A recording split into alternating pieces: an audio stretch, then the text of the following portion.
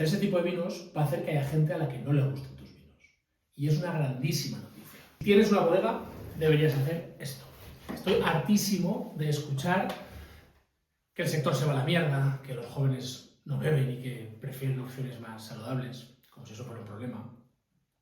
Creo que es el mejor momento de las últimas décadas para hacer vino, para hacer determinados vinos, vinos con una cierta trascendencia, vinos de precio caro, porque incluso en esta crisis, en esta vorágine bajista, en la que baja el consumo y tenemos dentro del sector un pesimismo enorme, aparecen un montón de proyectos que están siendo capaces de comunicar, de atraer, de generar marca, de generar interés, de vender botellas caras, en definitiva de ganar pasta.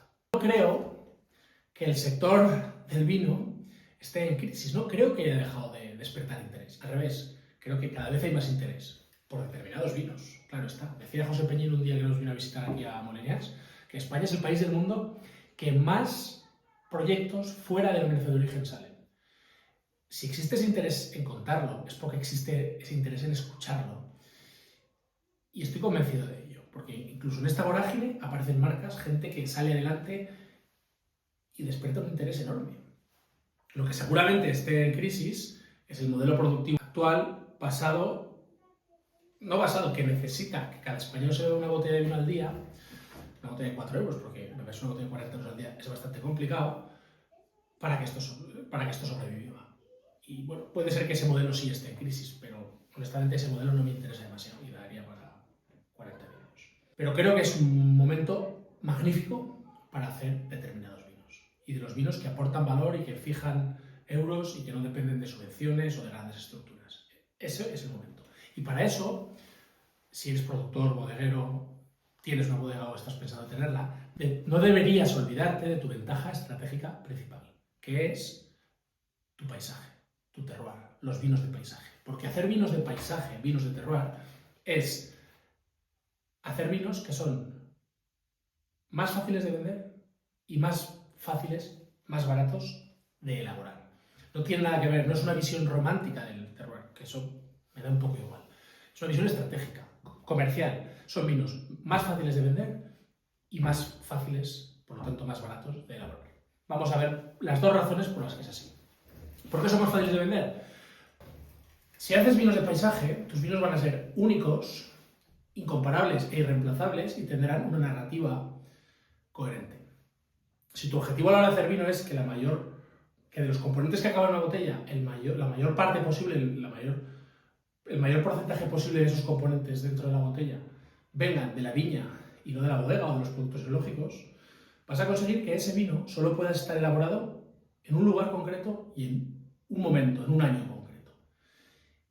Y eso va a hacer que nadie más pueda replicar ese vino, que sea muchísimo más difícil de replicar ese vino.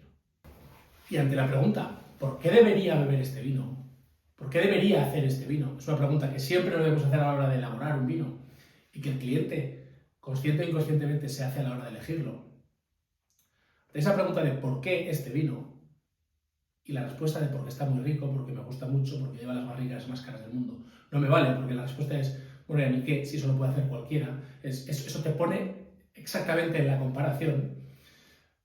Ante esa pregunta es, ¿por qué este vino solo puede estar hecho en este lugar y en este momento?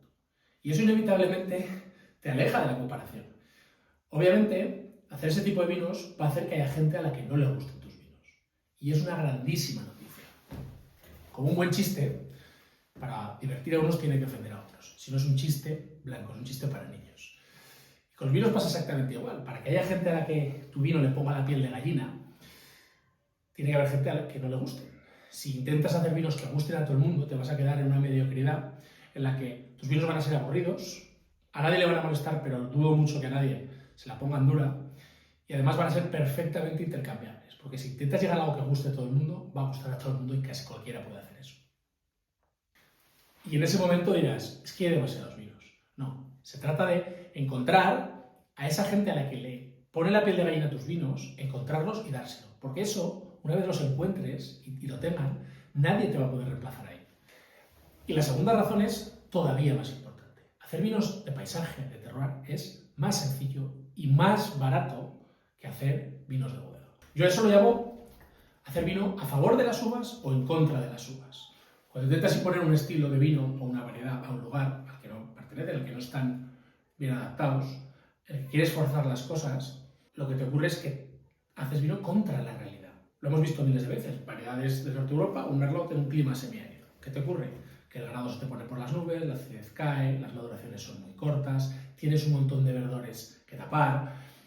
Todo eso hace que tu viticultura sea más complicada porque tiene que ser muy fino para llegar al equilibrio y que luego en la bodega estés trabajando contra eso. No puedes dar un buen punto de madurez, si te quedas bien de grado, la acidez está por las nubes, no hay buen equilibrio, los verdores, tienes que trabajar para sustituir eso y sobre todo necesitas muchísimas más capacidades técnicas. Tienes que trabajar mejor la viña, vendimiar mejor y tener mejores equipos en bodega, porque cuando tus uvas no tienen un buen equilibrio, cada pequeño error va a hacer que esos desequilibrios aparezcan. Y es tan sencillo como imaginar un merlot de un clima semiárido, que es un caso muy paradigmático de la viticultura española. A mí me ha tocado hacerlo durante muchísimos años en Somontano. ¿Qué ocurre?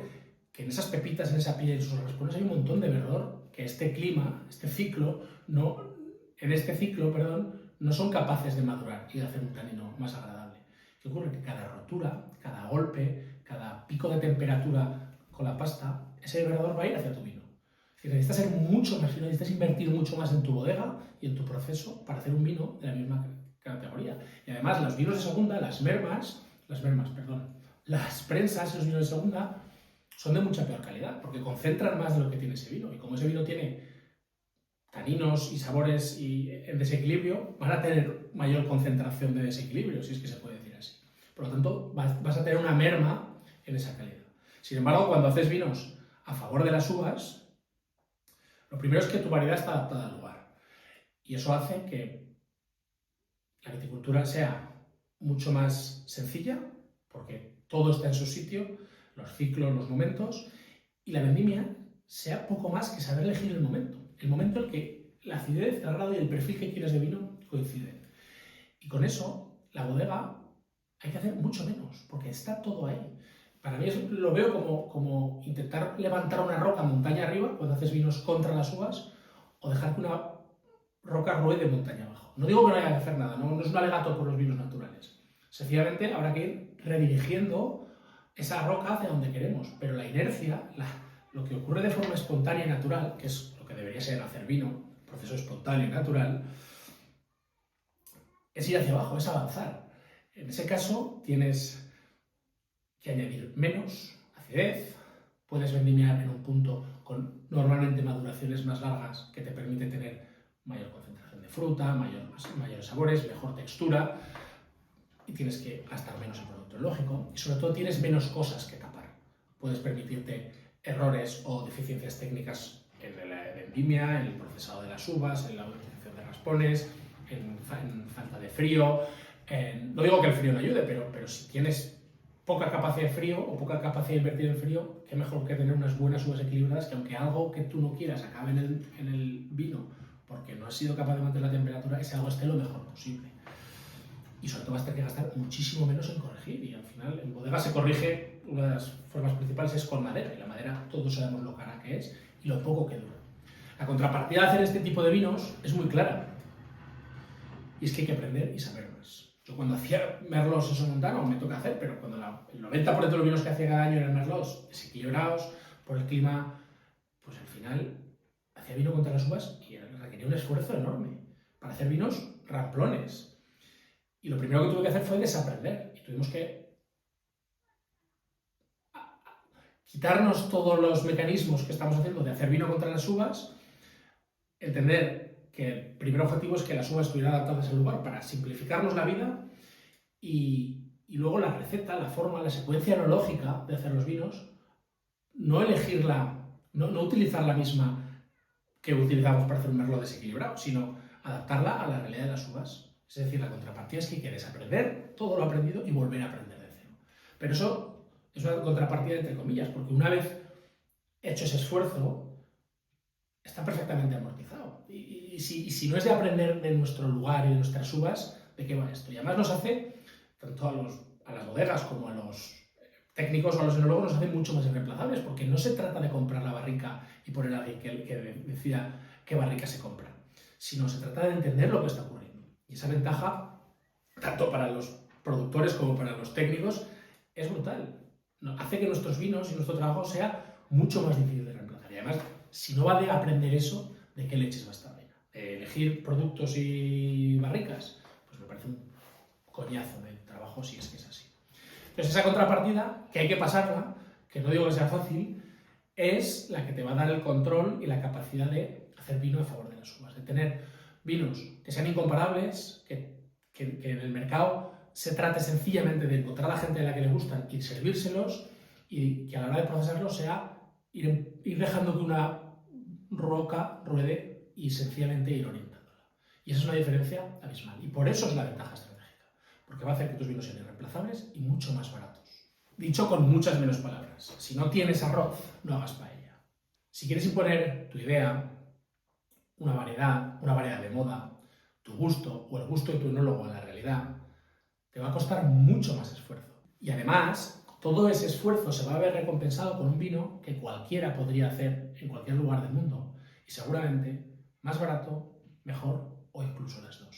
Acabo de abrir mi página web y voy a escribir correos a menudo hablando de estas cosas, de cómo y por qué hacer vinos de paisaje y de todo lo que he aprendido. Tienes el enlace en la descripción, no sé muy bien cómo se hace esto, pero es así, hay que entrar, suscribirse y recibirás un correo y eso, a tope con el vino de paisaje, a tope con el vino de paisaje.